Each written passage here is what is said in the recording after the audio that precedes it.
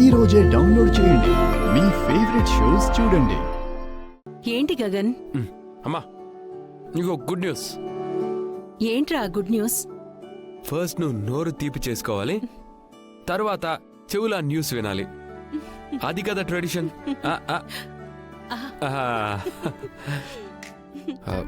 పురి, ఈరోజు నువ్వెంత ఫుడ్ తిన్నా, ఎంత స్వీట్ తిన్నా, ఎలాంటి రిస్ట్రిక్షన్స్ నీకు లేవు. You're free. Enjoy the sweet, enjoy the food and enjoy the whole day. నాకు అర్థమైపోయిందన్నయ్య, నీ లైఫ్ లో ఇంతవరకు దొరకనంత పెద్ద కాంట్రాక్ట్ దొరికింది కదా. ఇప్పుడు నేను చెప్పబోయేది అంతకంటే పెద్ద న్యూస్. అరే శివ, సరేరా, ఇప్పుడు నోరు తీపైపోయింది కదా, ఇప్పుడు చెప్పు ఏంటా గుడ్ న్యూస్?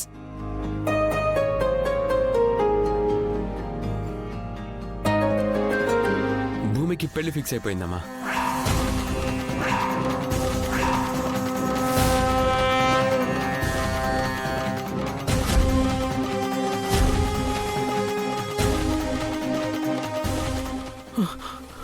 మా అక్కకి పెళ్లి కుదిరిందా?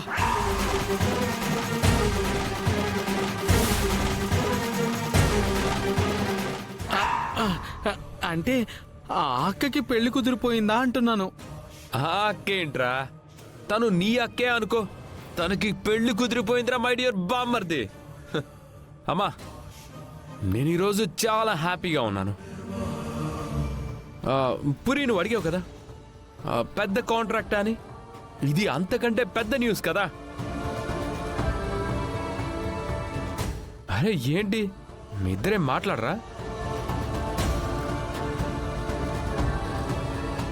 పట్టిన గ్రహణం వదిలి మన ఇంటికి వెలుగు వస్తుందమ్మా. నీకు ఆనందంగా లేదా? నాకు మాత్రం చాలా ఆనందంగా ఉందమ్మా.